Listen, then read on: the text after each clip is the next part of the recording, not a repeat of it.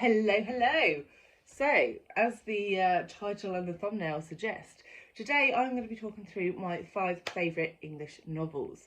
I was tagged to do this by the wonderful, always charming Shelley Swearingen. His channel is fabulous. And yeah, so I thought I'd just talk through my top 5 novels written by English authors or British authors. I have some different ones on my list. When I went through, there's a lot of very high profile classic British authors that I have not read. I am going to remedy that at some point in the future. But for today, these are the ones I've got. And I have got a couple of authors on here that I haven't seen come up in this tag before.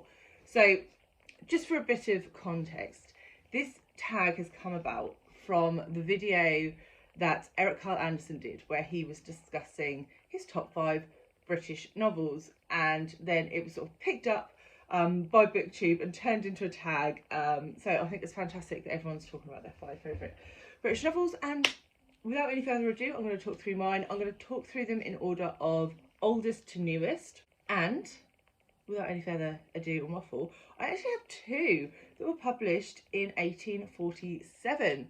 Obviously a popular year for very good British novels. So the first of those is Wuthering by Emily Bronte.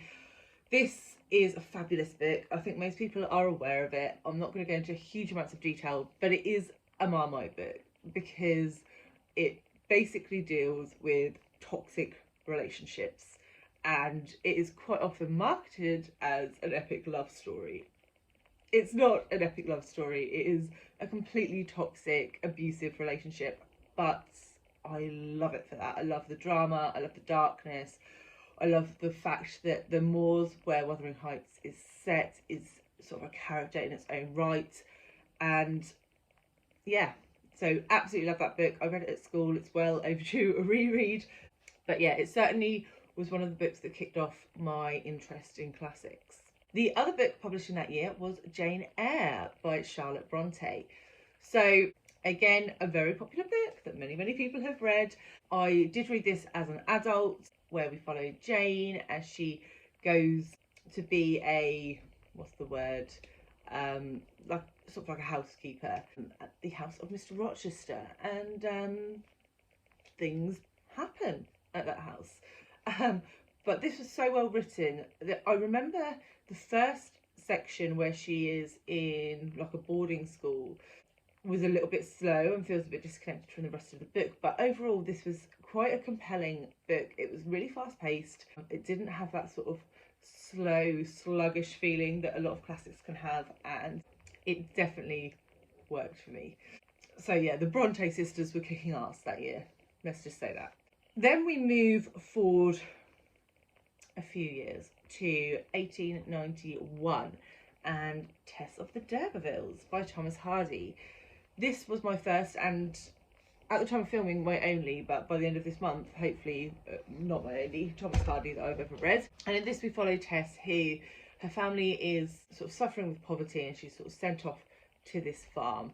And for one thing, if you've been here before, you'll know I work in agriculture, so anything set on a farm is a thumbs up for me.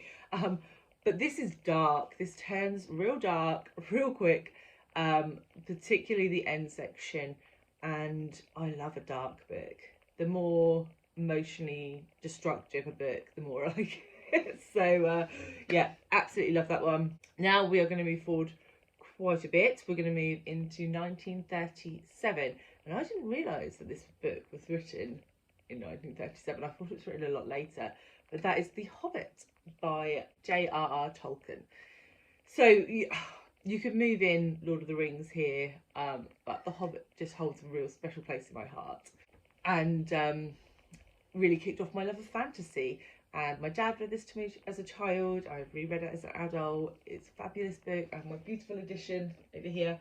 And yeah, I don't think I've heard anyone else talk about J.R.R. Tolkien, and I don't know why, because he is a genius. 1 second.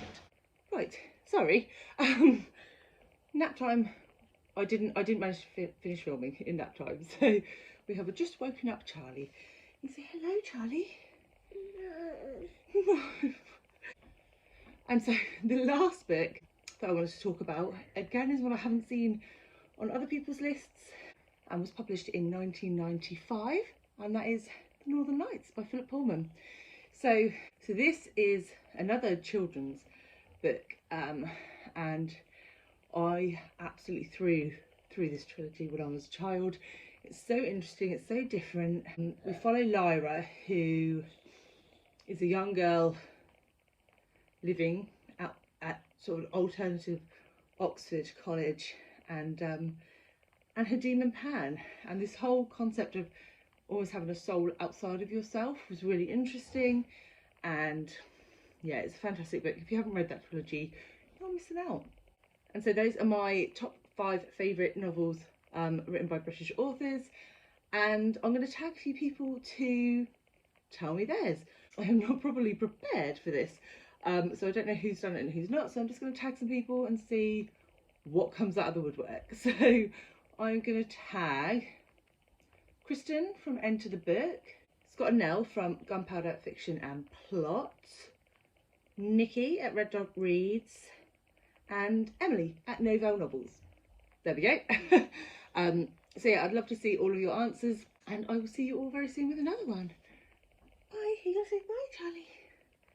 Oh, bye.